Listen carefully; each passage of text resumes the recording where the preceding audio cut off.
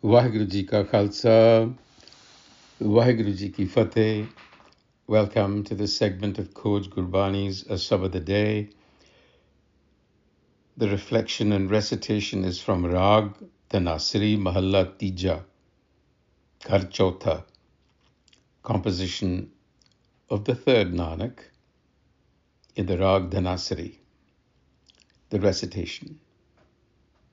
Ik oankar Satgur Prasad, हम भीखक भिखारी तेरे, तू निज पत है दाता, हो दयाल नाम दे हो, मंगत जन को सदा रहो रंग राता।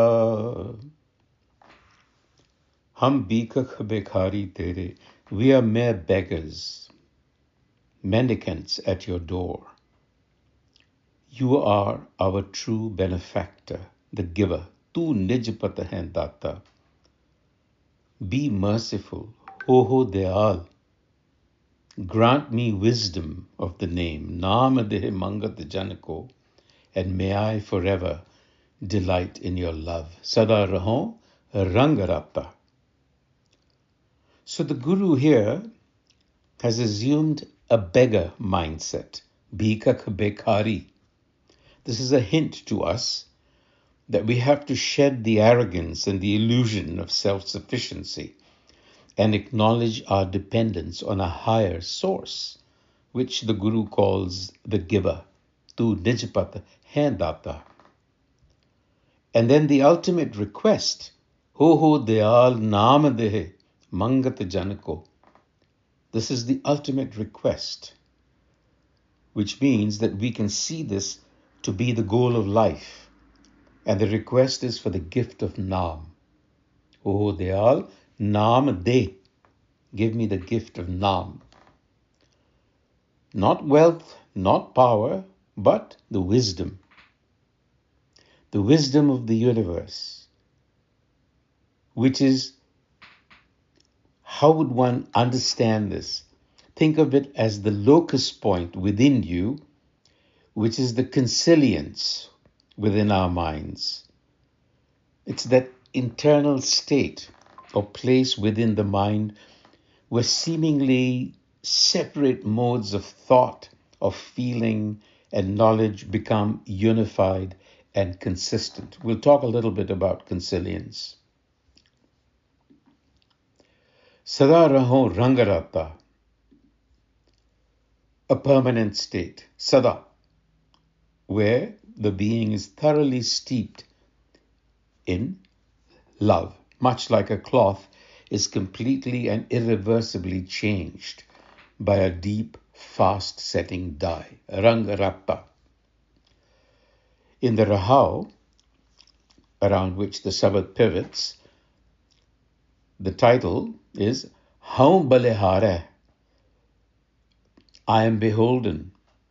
I'm offering myself as a sacrifice. Haun Balehare jaun. Sache tere naam vitthon.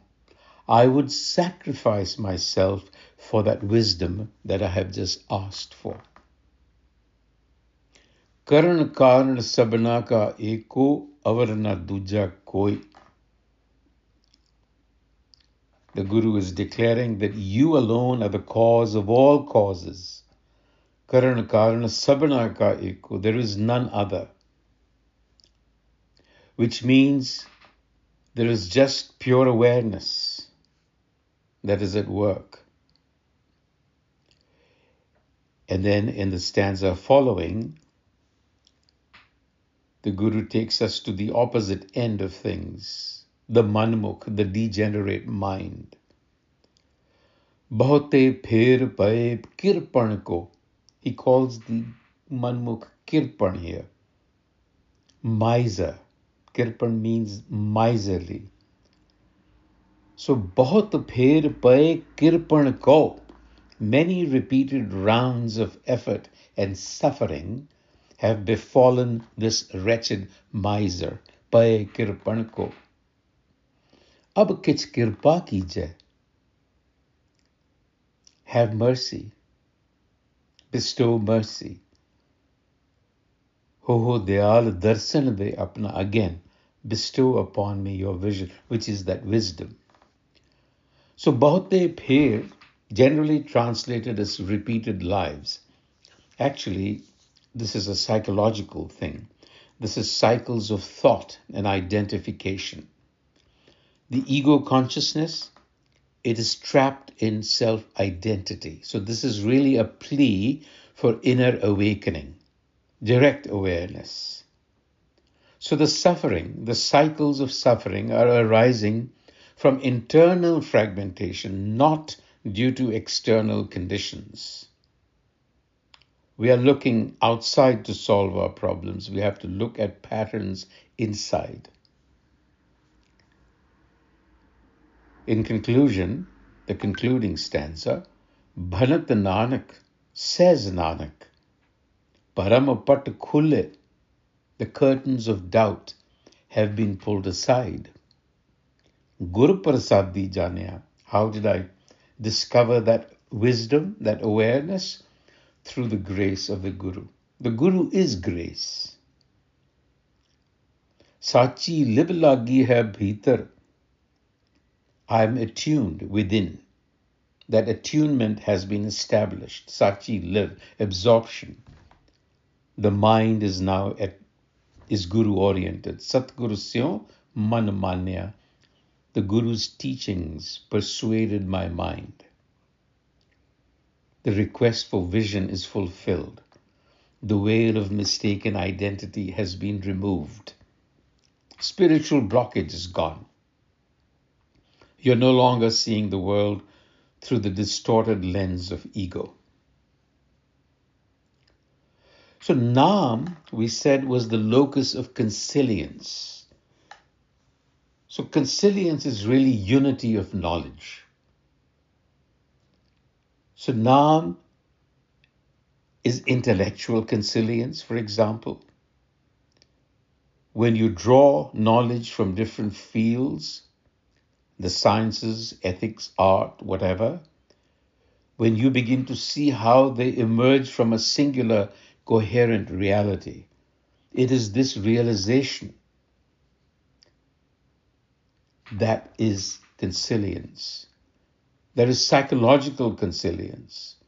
Nam is the core of self-integration or authenticity, if you want to call it that. It is also the locus of ethical conciliation, Rangarata. Personal well-being here is intrinsically linked to the well-being of others. So our ethics, our actions become consilient with our deepest sense of identity, driving us toward compassion and service rather than self-interest and fragmentation. On that note, Waheguru Ji Ka Khalsa, Waheguru Ji Ki Fateh.